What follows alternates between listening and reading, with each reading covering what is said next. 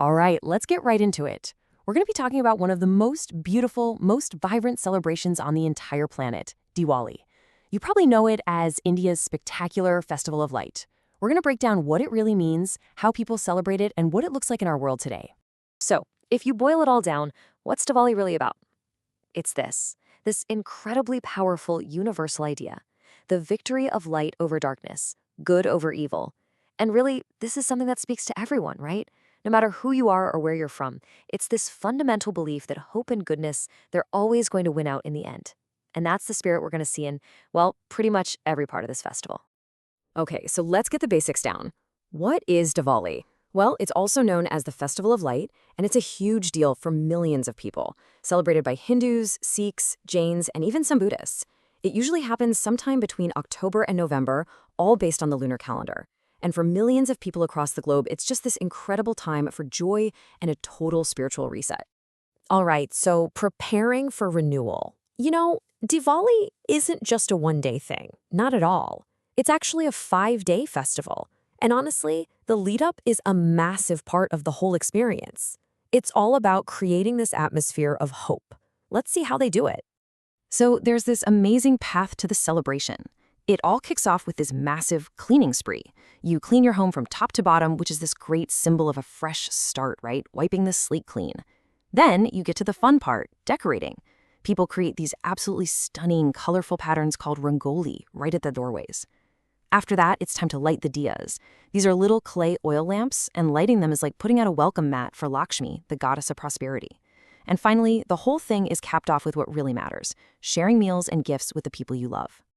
Now, the whole festival lasts for 5 days, and each day has its own special thing going on.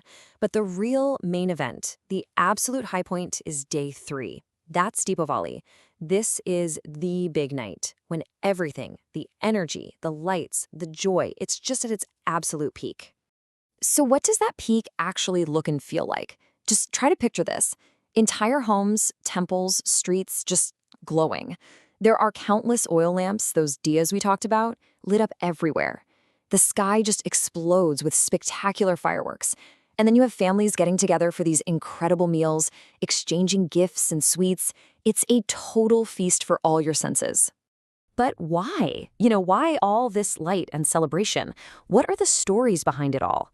This is where we get to the heart of it. Let's move from the how people celebrate to the why, the legends that give Diwali all its power. Okay, this is super interesting because there isn't just one story. In northern India, the most famous legend is about Lord Rama. He returns home after defeating this demon king Ravana, and people lit lamps all along his path to guide him back. It's this epic story of good triumphing over evil. But that's just one piece of the puzzle. If you go to southern India, the celebration is often about the day Lord Krishna defeated a different demon, Narakasura, and freed thousands of captives. And out in western India, another story celebrates Lord Vishnu triumphing over the demon king Bali. So you see, the names and places change, but that core theme, it stays exactly the same. And that's really the key takeaway here. It doesn't matter if the story is about Rama or Krishna or Vishnu.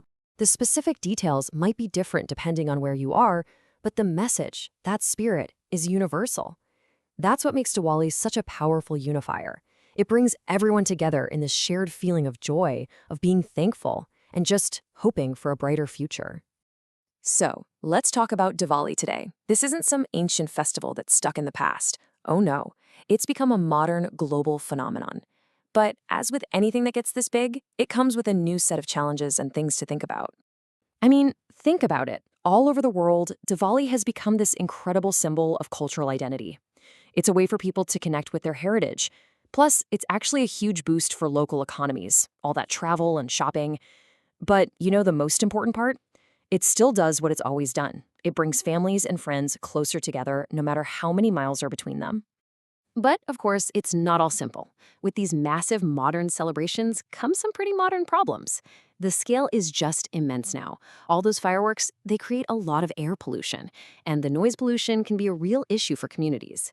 Not to mention, like any huge party, it can unfortunately generate a ton of waste. But here's the cool part.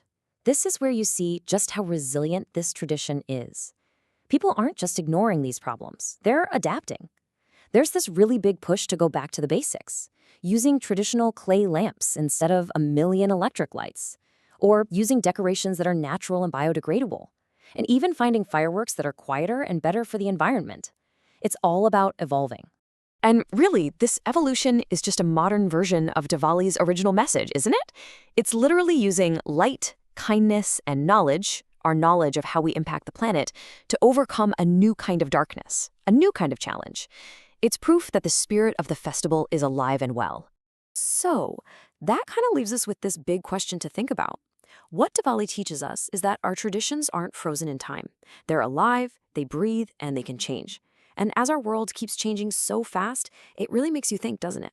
How do we hold on to the beautiful, essential light of these ancient festivals and make sure it keeps burning brightly for the future?